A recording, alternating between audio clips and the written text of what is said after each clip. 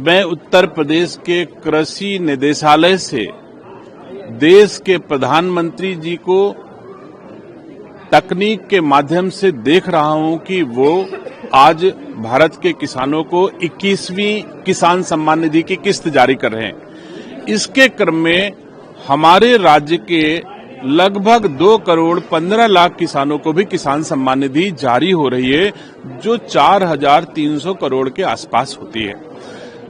मुझे गर्व है कि हमारे देश के प्रधानमंत्री जी के मन में सचमुच किसान को भगवान के रूप में जान करके, महसूस करके उनकी सेवा कर रहे हैं।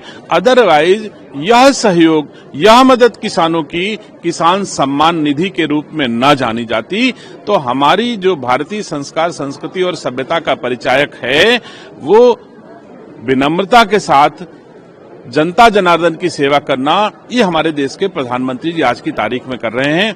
मुझे गर्व है कि उनके नेतृत्व में भारत सुरक्षित है, उनके नेतृत्व में भारत का किसान सुरक्षित है, उनके नेतृत्व में हमारा व्यापारी सुरक्षित है। मेरे पास है प्योर पाव भाजी का मसाला, पाव भाजी मसाला, पाव भाजी को टेस्टी बना डाला, सबका राजा आल प्योर मसाला। और उत्तर प्रदेश के यशस्वी मुख्यमंत्री जी के नेतृत्व में हमारे उत्तर प्रदेश की जनता पूरी तरह से अपने को सुरक्षित महसूस कर रही है और विकास के बढ़ते कदम उत्तर प्रदेश के भारत की सरकार के ग्रोथ इंजन के रूप में दिखाई दे रहा। एक अहम सवाल है सर, कुशल है प्रधानमंत्री जी के नेतृत्व में, लेकिन एक काला टीका लग गया जिस तरह से दिल्ली में ब्लास्ट का क्या कुछ नहीं, हम भारतवासी, चाहे वो भारत की सरकार का हिस्सा हो, चाहे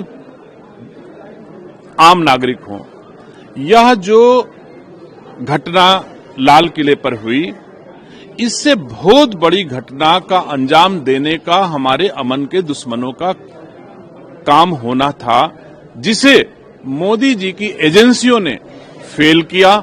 बहुत सारे लोग पकड़े गए, संभव है पकड़े जाने के भय के कारण ही भाग रहे और वहां ब्लास्ट हो गया। ऐसी भी कुछ चर्चाएं आप लोगों के माध्यम से हमको सुनने को मिलती। फिर भी कुछ भी हो, लेकिन ये बात सही है कि अगर मोदी जी और गृह मंत्री अमित शाह जी हमारे यहां देश में चाहते हैं कि कोई भी घुसपैठिया अंदर न घुसे, जो घुसपैठिए उनको बाहर निकाला जाए, और दूसरे दल के लोग चाहते हैं कि घुसपैठिए आ जाएं, बांग्लादेशी आ जाएं, रोहिंग्या आ जाएं, हमारा वोट बैंक बढ़ जाए, भारत रहे चाहे न रहे। हमारे भारत के प्रधानमंत्री और भारत के गृह मंत्री, उत्तर प्रदेश के मुख्यमंत्री चाहते हैं कि भारत के भीतर कोई ऐसा व्यक्ति ना रहे जो हमारे अमन का दुश्मन है। इसका प्रयास कर रहे हैं। तो जो मनोबल बढ़ाया गया ऐसे लोगों को, विपक्ष के लोगों के द्वारा, संरक्षित पोषित आतंकवाद के लोगों के द्वारा इस तरह की निंदनीय घटना हम देशवासियों को फेस करनी पड़ी,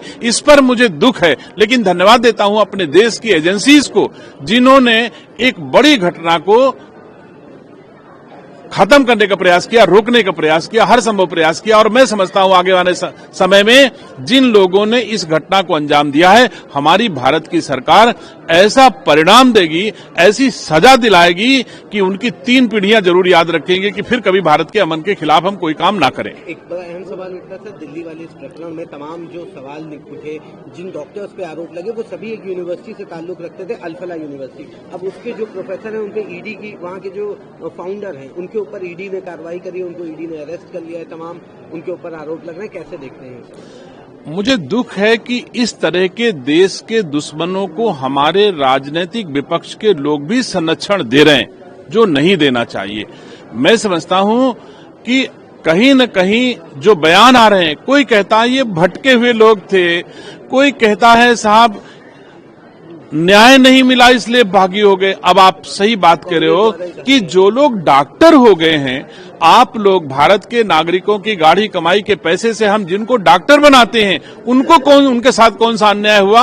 हम तो अपनी गाढ़ी कमाई के पैसे से, अपने संस्थानों के माध्यम से उनको चिकित्सक बनाए और वो हमारे जान के दुश्मन हो गए, और विपक्ष के लोग उनको बड़े गर्व के साथ उनका समर्थन भी करते हैं। तो दुख है, इसीलिए भारत की जनता विपक्ष को शून्य पर आउट करने जा रही है। विपक्ष धीरे धीरे खत्म हो जाएगा। एक आखिरी सवाल रहेगा सर, बिहार इलेक्शन में जिस तरह से चुनाव आयोग का तमाम आरोप लगे, भी आरजेडी ने और कई आरोप लगाए कि उसमें वोट जो है पहले से ही वोटिंग मशीन में पहले से ही फीड कर दिए थे। चुनाव कौन ऐसा चुनाव है जब विपक्ष ने आरोप न लगाया हो?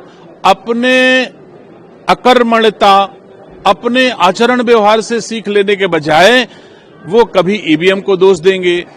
और जहां जीतेंगे, राहुल गांधी रायबरेली से एमपी हो गए तो वहां खड़े होकर क्यों नहीं कहते कि साहब ईवीएम खराब थी, ईवीएम को दोष क्यों नहीं देते? वहां चुनाव आयोग को क्यों नहीं कहते कि चुनाव आयोग ने बहुत अच्छा काम किया? चलिए यही तुम्हारे मुंह से सुनते कि जहां जीतते वही कह देते थे कि चुनाव आयोग ने अच्छा काम किया, अथवा चुनाव जो हुए निष्पक्ष चुनाव हुए हैं।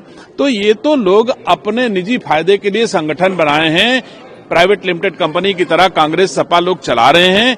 इनका कोई देश की सेवा से कोई ताल्लुक नहीं है, ये अपने फायदे के लिए काम कर रहे हैं।